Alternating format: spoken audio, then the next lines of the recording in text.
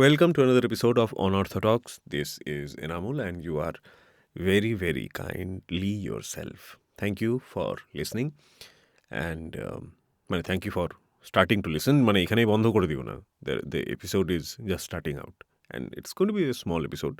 কারণ I don't have much time, and also the topic that I'm thinking, যেটা নিয়ে কথা বলবো সেটা খুব খুব একটা ভাস্ট না হলেও প্রচণ্ড that was the most learning experience in my life.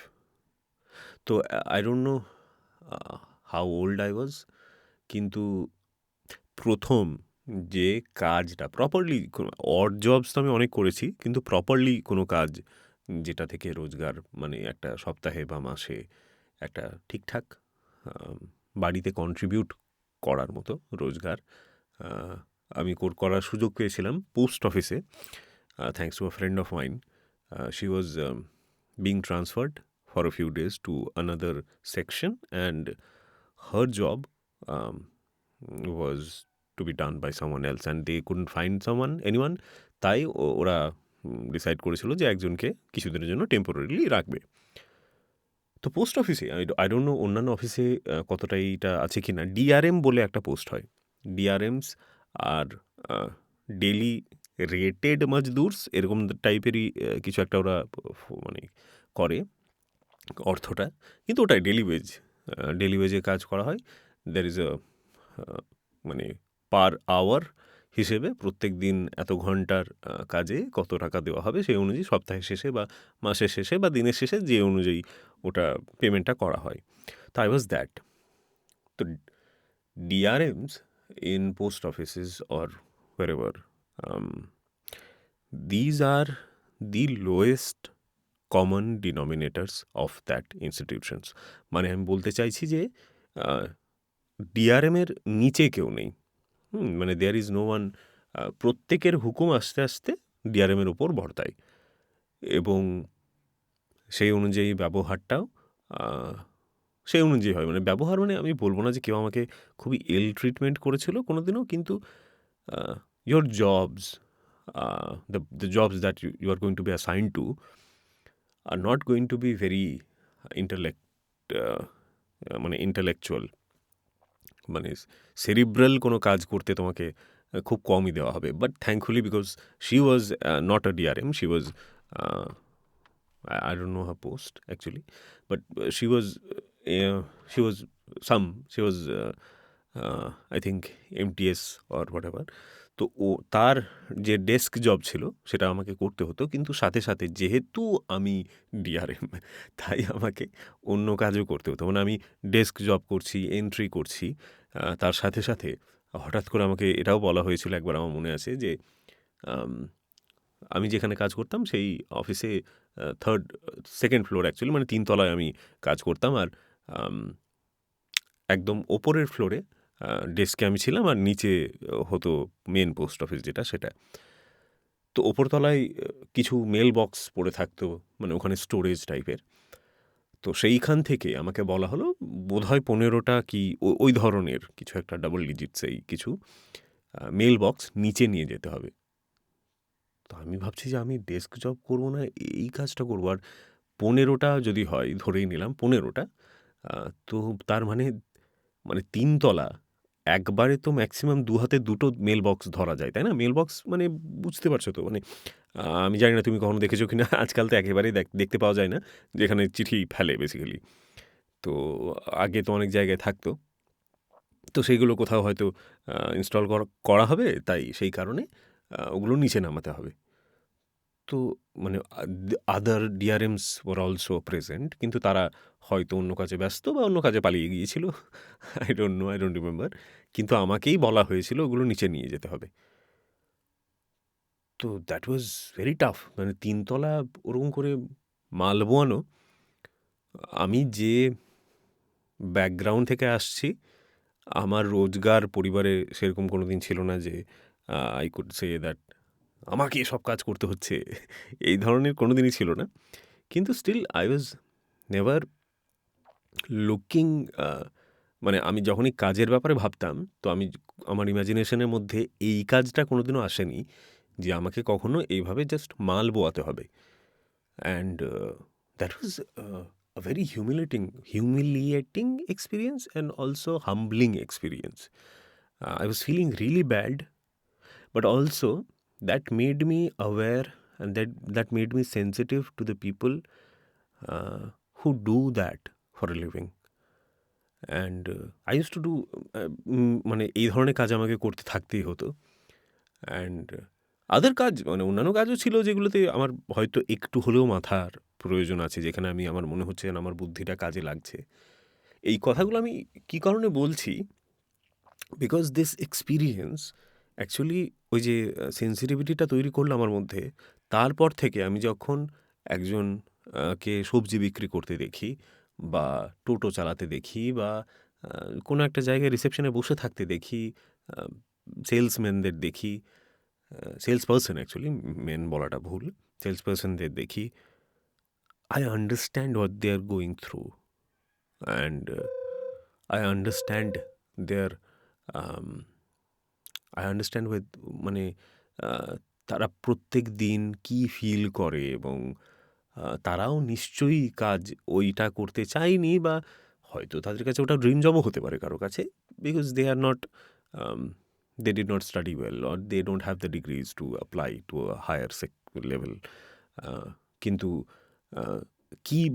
কি যায় একটা মানুষ যখন রোজ কারো হুকুম শোনে এবং সে জানে যে কোনটা ঠিক ভুল, তবু তার মাথাটাকে সাইডে রেখে he or she has to just মানে follow instructions and instructions that she or he someday thought যেগুলো below their level.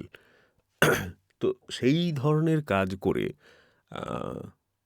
it it gave my character another muscle. Actually, I have grown another muscle inside me, যেটা আমাকে almost যে কোনো কাজকে সম্মান করতে শিখিয়েছে, এবং কোনো কাজকেই কঠিন বলে দিতে বাধা দেয় আমাকে। মানে মাথাটা একটা হয় না যে না না এই কাজটা তো আমি পারবো না, কিন্তু ওই কাজটা করার পর আমার মনে হয়েছে যে আমি পারবো মোটামুটি যে কোনো কাজই। হ্যাঁ, I am not good with শব্দটা কি, কারেক্ট ওয়ার্ডটা আমি খুঁজে পাচ্ছি না। I am not good with making people happy with my personality. I don't I can't do that. I actually can do that. It's you just have to lick ass. That's as simple as that. But and I can lick. I have a tongue, but I will not feel good about myself. সেটা করে কাউকে please করে ওই রকমভাবে please করে যেটা পাওয়া যায় ওটা পেয়েও আমার ভালো লাগবে না। তো I am not that kind of a person. তো যে জায়গাতে I can just work, I think I can do it, and this confidence also came from that. আর এই কনফিডেন্সের বাইরেও আমার ওয়ার্ল্ড ভিউ, যে মানুষ কী ধরনের হয়, মানুষের প্রফেশনালিজম কীরকম ইম্প্যাক্ট করে তোমাকে, এবং তোমার আনপ্রফেশনালিজম কীভাবে ইম্প্যাক্ট করে তোমাকে এবং তাদেরকে। অবভিয়াসলি আমি বলতে চাইছি যে আমি কিন্তু খুবই ইমোশনাল একজন মানুষ হয়ে গিয়েছিলাম ওখানে, এবং যখন তারপর আমাকে ওখান থেকে বলা হলো যে বেশ সোমবার থেকে আর আসতে হবে না, তো it was said in such a plain manner, as if ওই একই টোনে একইভাবে যেন এটাও বলে দেওয়া যায় যে তুমি কেমন আছো এনামুল, ওই একইভাবে। তো তোমার জ্বর হয়েছে না তোমার শরীর খারাপ, তোমার মা যখন তোমাকে, তোমার বাবা যখন তোমাকে ওষুধ এনে দেয় বা জিজ্ঞেস করে, ট্রুলি কেয়ার করে, তোমার জ্বর হলেও তোমাকে যখন কাজ করতে হয় একটা অফিসে গিয়ে, এটা যারা কাজ করেন, বা শুধু অফিসে না, যে কোনো জায়গাতেই যে কোনো ধরনের কাজ যারা অসুস্থতার পরেও করেন, দে নো যে প্রফেশনালিজম কী, এবং no one actually cares very few people actually cares, no one বলাটা ভুল। You have to be what you are expected to be, and that is all you are being paid for. তুমি যদি কোনো দিন কামাই করো, no one is going to miss you, তোমার কাজটা কেউ না কেউ করেই নেবে। আবার পরের দিন তুমি যখন থাকবে তখন no one is going to be happy that you're here. তো তো এই যে কাজের অভিজ্ঞতা, এটা আমাকে অনেক বেশি সিনসিয়ার বানিয়েছে, অনেক বেশি প্রফেশনাল বানিয়েছে, and it has given me life long lessons, যা আমি কোনো দিন স্কুলে পাইনি, না কলেজে পেয়েছি, না বন্ধুদের কাছে পেয়েছি, না মা বাবার কাছে পেয়েছি। এই লেসেনটা কোনো একটা জায়গায় অনেক মানুষের পায়ের নিচে কাজ করেই সম্ভব। পায়ের নিচে মানে আমি এটাই বলতে চাইছি যে মানে ক্ষমতার নিচে কেউ আমাকে মানে অ্যাবিউজ করেনি, বা I was not assaulted by anyone. কিন্তু টু বি অ্যামাংস্ট পিপল, যাদের তুমি রাস্তায় দেখলে বা অন্য কোনো সেটিংয়ে দেখলে রেসপেক্টও করবে না, তুমি তাদেরকে স্যার বলে তো কোনো মতেই ডাকবে না, তাদের চিন্তা ভাবনা মানসিকতা নিয়ে তোমার বিরক্তি জন্মাবে তোমার মধ্যে, তাদের রুচি নিয়ে তুমি ডিসঅ্যাপয়েন্টেড হবে, তাদের সঙ্গে কাজ করা একই ঘরের মধ্যে মানে আমি যে পজিশনে কাজ করি, this is a collaboration, and সেটা একটা কাজ, সারাদিনের একটা টার্গেট, সেটা অ্যাচিভ করা, সেইটা আই থিঙ্ক আমাকে অনেক বেশি রেসপন্সিবল বানিয়েছিল above everything else. And I think every one should once in a life do such a job. হ্যাঁ, হতেই পারে you don't need to do it, you may need to do it, you may not need to do it, but যদি তুমি এই কাজটা না করে থাকো, এরকম কোনো কাজ 1 মাসের জন্যেও যদি না করে থাকো, তাহলে you are just missing out on some lessons, on some um, feelings that can change you as a person. Responsibility, sincerity, এর থেকেও আমার মনে হয় ওইটা আমার সব থেকে বেশি পাওনা হয়েছে, যে আমি মানুষকে সম্মান করতে শিখেছি আরও অনেক বেশি, যেটা স্যাডলি আমার মধ্যে ছিল না, এবং still I was not aware of it. যে আমি যখন কোনো একটা টোটোতে বসতাম, তখন I use to feel that I own this, and যে টোটো যে চালাচ্ছে বা যে রিক্সা যে টানছে, I own him actually. And আমি তাকে যা ইচ্ছে বলে দিতে পারি, বা তাকে তার টাকা কম দিতে পারি তাকে, বা যাই হোক, তার সাথে সে যদি রুড বিহেভ করে তো আমার বোঝার কোনো দরকার নেই, আই এম পেইং হেম, তাই ও আমাকে রুড বিহেভ করতে পারে না। এই ধরনের যে চিন্তা ভাবনাগুলো ছিল, এগুলো আমি জানতামও না আমার মধ্যে ছিল। এগুলো এতই ন্যাচারালি, এতই অ্যাকসেপ্টেড ছিল যে সমাজে কেউ আমাকে আঙুল তুলে বলতেও না যে এটা কী ধরনের কথাবার্তা, এটা কী ধরনের বিহেভিয়ার। কেউ সবজি বিক্রি করতে আসছে পাড়াতে, তার সাথে তর্কাতর্কি, বা আমি জানি না কতটা আমি ভালো করে বলতে পারছি, কারণ এই বিষয়টা আমার কাছে খুব emotional. I feel that I represent, মানে একদিন আমি তাদেরকে জানতামও না, তাদের পৃথিবী সম্পর্কে, আর আজকে আমার মনে হয় যে I represent that part to this part. And whenever there is something that I believe, I feel is unfair, I talk about it. মানে তাদের সাথে আনফেয়ার হচ্ছে, তখন আই টক অ্যাবাউট ইট, কারণ I thought I felt very lonely in that office, and that was very strong. মানে আমার মনে হয় একটা অফিসের মধ্যে একজন লোয়েস্ট কমন ডিনোমিনেটর, যে সব থেকে নিচে আছে, যার ক্ষমতা, সে জানে একাকিত্ব কী, একা কাকে বলে, আর আর অবশ্যই সেই লোকটা জানে, সেই মানুষটা জানে, সেই মহিলা জানেন, যে বাইরে কোথাও, শহরের বাইরে অসুস্থ, যার খিদে পেয়েছে, তার বাড়ি থাকলে সেই, বা নিজের শহরে থাকলে সে বাড়ি চলে যেত এবং কিছু না কিছু পেয়ে যেত। কারণ বাড়িতে কিছু না কিছু পাওয়াই যায়।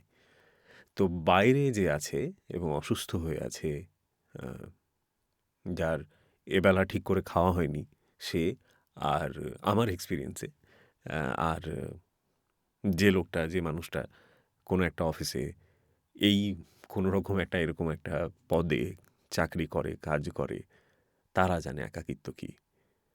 একাকিত্ব আম, অবশ্যই তোমার ব্রেকআপ হলেও তুমি একা, কিন্তু you have not really suffered bro. If you have not been in these two situations, you have not really suffered. মানে উম, ব- অবশ্যই তোমার ব্যথাটাকে আমি ছোট করছি না, কিন্তু lucky, be grateful and B respectful two people. আজকের জন্য আমার মনে হয় এই পর্যন্ত ঠিক আছে। আমি খুব একটা গুছিয়ে বলতে পারিনি, I know, because I was not prepared and no worry, আবার পরের দিন করবো। There is always scope for improvement. ততদিন পর্যন্ত I really hope that the world is kind to you, respectful to you, and you give back the same. Thank you for listening.